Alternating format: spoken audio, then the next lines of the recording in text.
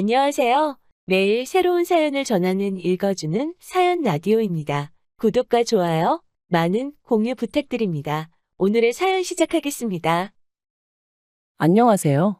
결혼한 지 1년 만에 이혼하게 된 30대 여성입니다. 아이는 없어요. 솔직히 말하자면 있을 뻔했었는데 유산했거든요.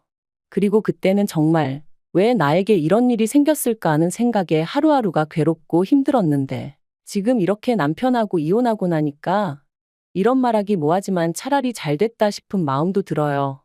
아이가 있었다면 이렇게 결정을 내리기가 쉽지 않았을 테니까요.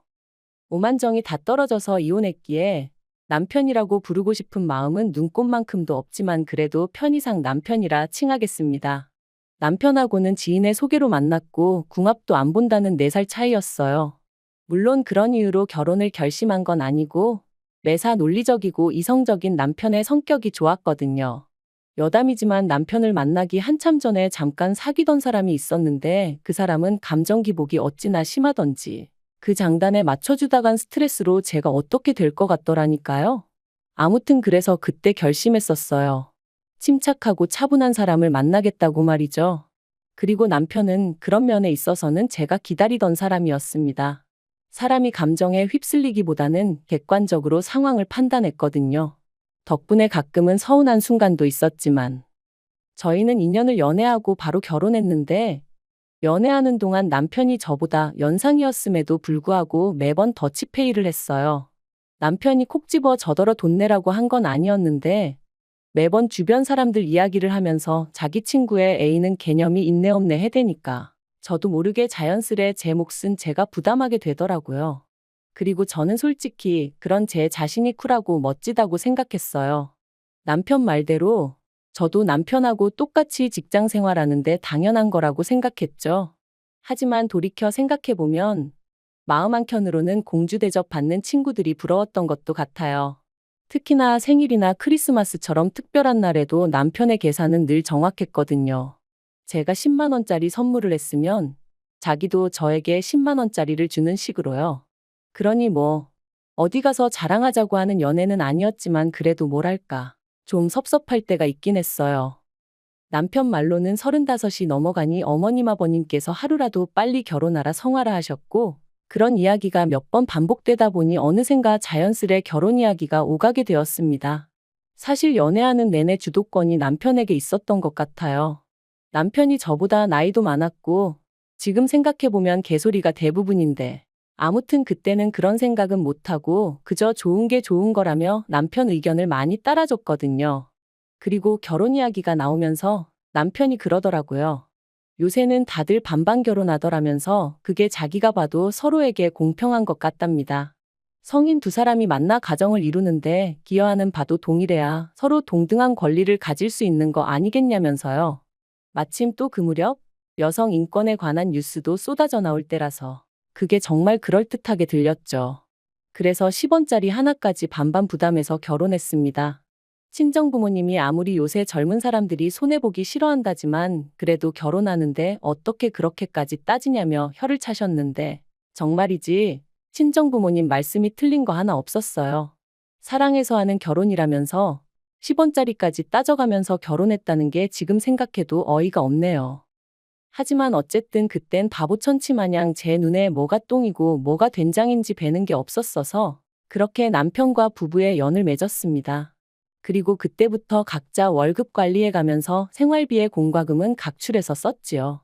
이때도 역시나 10원 단위까지 반반 나눠서 냈고요. 그런데 황당한 건 생각해보니까 그런 와중에도 집안일은 제가 더 많이 했어요. 특히나 부엌일 같은 경우 남편은 제가 여자고 아내이니 당연히 제가 하는 게 맞다고 여겼죠. 그런데 저 또한 그게 불공평하다 생각지 못하고 어째서인지 당연하게 받아들였어요. 남편은 늘 저더러 살림을 잘한다, 야무지다 이런 말로 저를 칭찬했고 그러면 왠지 인정을 받는 기분이었거든요. 바보 같았죠, 정말로. 제가 도대체 뭘 생각하면서 살았던 건지 모르겠네요. 그런데 그렇게 신혼생활을 이어가던 결혼한 지 8개월째 되던 때였습니다. 어째서인지 그 무렵 몸이 찌뿌둥하고 평소와 다른 게 느껴지더라고요. 그래서 별 생각 없이 감기 몸살약을 먹으려다가 문득 혹시나 하는 마음에 병원을 찾았는데 임신이었죠. 계획보다 빨리 찾아와준 아기 천사 때문에 놀라기도 했지만 이내 그 놀람은 기쁨으로 바뀌었고 바로 남편에게 연락을 했어요. 남편도 소식을 듣고는 정말 뛸 듯이 기뻐하더라고요. 하지만 임신 4개월 차가 돼가던 때 시부모님과 함께 점심 식사 자리를 갖게 되었는데 이런저런 이야기가 오가던 와중에 산후조리원 이야기가 나왔어요.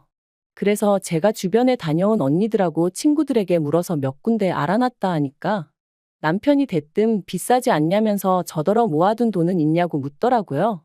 그리고 그 얘기를 듣는데 솔직히 순간 이게 무슨 소리지 싶었죠. 그래서 산후조리원비를 내가 내라는 거냐니까 산후조리원은 선택이지 필수가 아니잖아 그러더라고요. 지구상 모든 여자들이 출산하고 산후조리원에 가는 건 아닌데 한국 여자들만 유독 유난스럽다면서요. 그러면서 저더러 제 돈 내고 갔다 온다 하면 그건 뭐라 안 하겠는데 대신 다녀와서는 집안 청소도 2주 동안 제가 해야 된답니다. 제가 집을 비운 동안은 자기가 다 해야 한다면서 말해요. 그리고 그런 이야기가 오가는 동안 시부모님이 보이신 반응도 어이가 없었습니다. 솔직히 다른 사람들 말이 아이를 가지면 산후조리원 비용 정도는 시댁에서 지원해 주시는 일도 있다던데 저희 시부모님은 산후조리원비를 아내더러 내라는 한심한 당신들의 아들을 보고도 웃기만 하실 뿐 하다못해 말이라도 왜 그러냐 그런 소리 좀 하지 마라 뭐 그런 말씀 한마디조차 없으셨거든요. 그래서 결국 참다 못한 제가 시부모님더러 오빠가 너무하지 않냐고 투덜거리니 기껏 하신다는 말씀이 저희 남편 성격이 원래 똑부러지지 않냐면서 당신들 아들이지만 틀린 말은 안 한답니다. 그러니 거기다 대고 제가 무슨 말을 더 하고 싶었겠어요? 그리고 한편 조심한다고 조심하고 티를 안 내려고 무척이나 애를 썼는데 결국엔 회사에서 제 임신 사실을 알아버렸습니다. 사실 제가 다니던 회사는 직원 수가 10명 남짓이다 보니 솔직히 출산휴가니 육아휴직이니 이런 건 그림의 떡이나 마찬가지였거든요. 그래서 결국 임신 사실 확인하고 한 달도 채 되지 않아서 쫓겨나듯 회사에서 나와야만 했어요. 여담이지만 사장아들이 대표 자리를 차지하고 난 이후로는 모든 게 빡빡해진 상황이었다 보니 어디 하소연할 곳도 마땅치 않았고요. 노무사를 통해 법적으로 다퉈보라는 조언도 받았지만 거기서 받을 스트레스를 생각하니 뱃속의 아이도 걱정이 되어서 여러 가지로 엄두가 나질 않았던 게 사실이에요. 하지만 그러면 뭘 하나요? 어이없게도 퇴사하고 얼마 지나지 않아 아이마저 저를 떠났는걸요. 그리고 이로 인해 저는 완전히 무너졌습니다. 남편은 아이는 또 가지면 된다 했지만 딱히 위로처럼 들리지는 않았죠. 아무튼 제가 남편더러 당분간은 좀 쉬어야겠다 했어요. 직장을 다시 구하는 건 그래도 그동안 제 경력이 있고 하니 걱정할 바가 아니었으나 건강이나 감정적인 건 어떻게든 좀 추스려 놓지 않으면 안 되겠다 싶었거든요. 그랬더니 남편이 그런 건 뭐 저 알아서 하라더니 정말 일주일도 안 돼서 자기가 도맡았던 집안일을 손에서 딱 놔버리대요. 자기는 회사 일 하는 것만으로도 힘들다면서. 그런데 그런 남편한테 좀 서운하면서도 어째서인지 그게 당연하게 느껴지더라고요. 남편이 외버리니까 제가 집안일을 해야 한다고요. 하지만 그렇게 지낸 지 한 달쯤 됐나 남편이 저더러 왜 생활비를 안 내놓냐는 거예요. 그래서 제가 난 직장을 안 다니지 않냐니까. 그래도 처음부터 반반 결혼했으니 제 몫은 제가 스스로 책임져야 하는 거 아니냐면서 저더러 모아둔 돈으로 뭐 할 거냐고 이럴 때 쓰는 거라나요? 그리고 저는 뭔가 찜찜한 기분을 지울 수가 없었습니다. 따지고 보면 자기는 바깥일 한다고 그래서 제가 집안일을 다 도맡게 된 건데 그렇다고 제가 집안일 한 거에 대해서 누가 월급 주는 건 아니잖아요. 그런데 생활비까지 내놓으라니 뭔가 단단히 이상하단 생각이 들었죠. 하지만 왠지 치사하기도 했고 당시 제 자존감이라고 해야 하나 그런 게 완전히 바닥을 치고 있었거든요. 내가 왜 이러고 살지? 이렇게 사는 게 무슨 의미가 있지? 그런 생각이 들 정도로요. 아마 지금 생각해보니 우울증 초기였지 않았나 싶네요. 아무튼 그렇다 보니 바보같이 따지고 들지를 못했어요.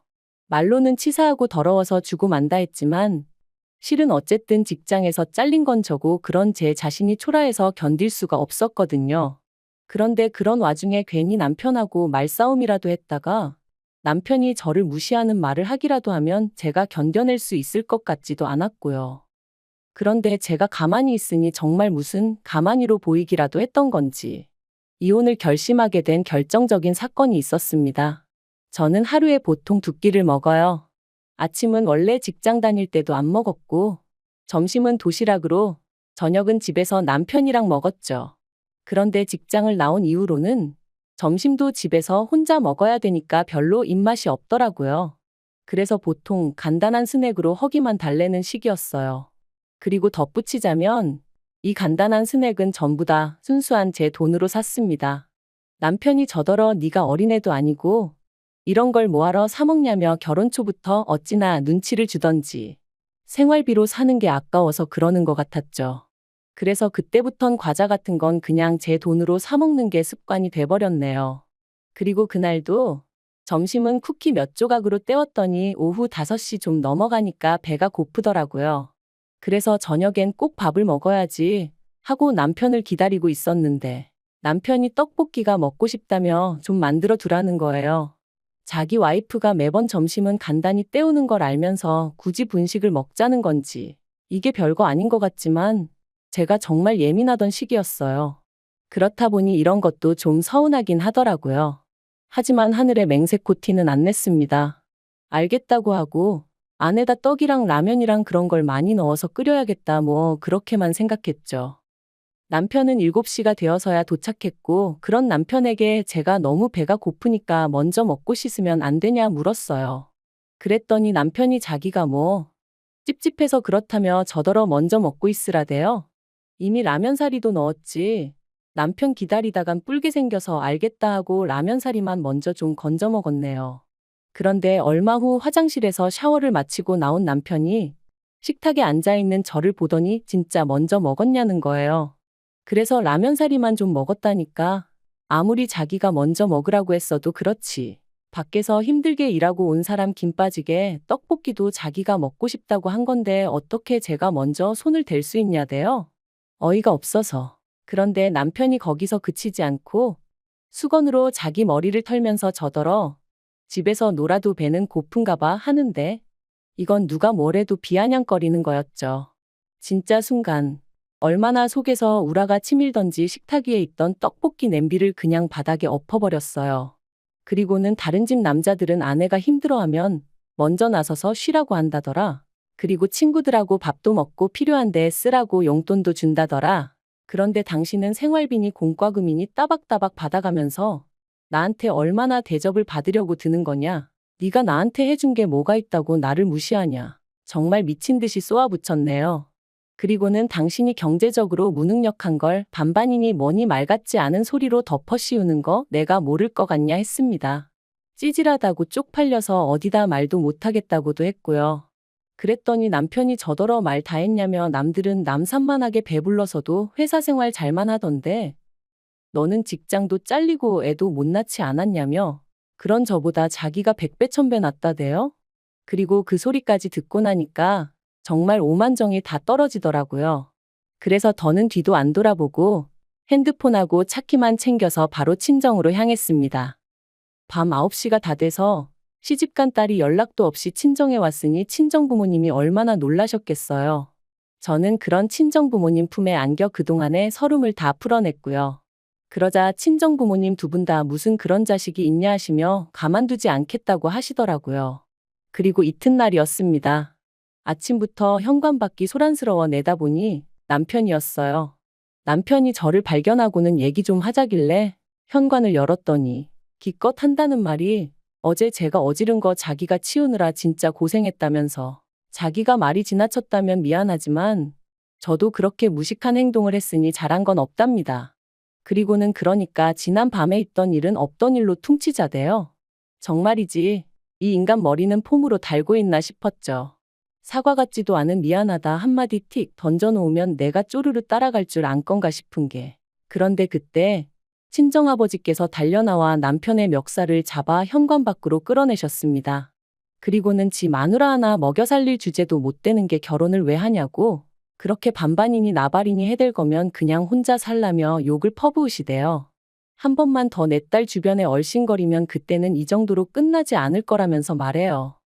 그래서 결국 친정부모님의 강력한 지지로 저는 남편과 이혼을 결심했습니다.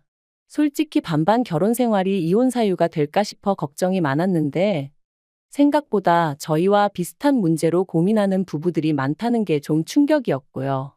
그래도 어쨌든 결과적으론 저한테 도움이 되었죠. 남편하고는 결혼 유지 기간이 짧았기에 위자료 같은 건 받아내지 못했지만 기대도 없었기에 그 부분은 딱히 실망스럽지도 않아요.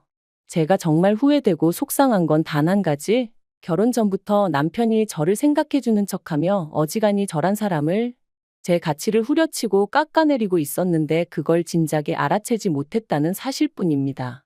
남편 같은 사람 때문에 제 인생의 황금기라고 할 수 있는 젊은 날의 한 페이지가 잔뜩 얼룩져 버린 게 너무 속상하고 아깝고요. 하지만 앞으로는 무슨 일이 생기건 간에 무조건 제 자신을 탓하며 살지는 않을 거예요. 이번 일을 통해 제가 누구보다 사랑해야 할 존재는 제 자신이라는 걸 확실히 깨달았으니까요. 긴 이야기 들어주셔서 감사합니다. 오늘의 사연은 여기까지입니다. 구독과 좋아요, 알람 설정해주시면 앞으로 더 좋은 사연으로 찾아오겠습니다. 감사합니다.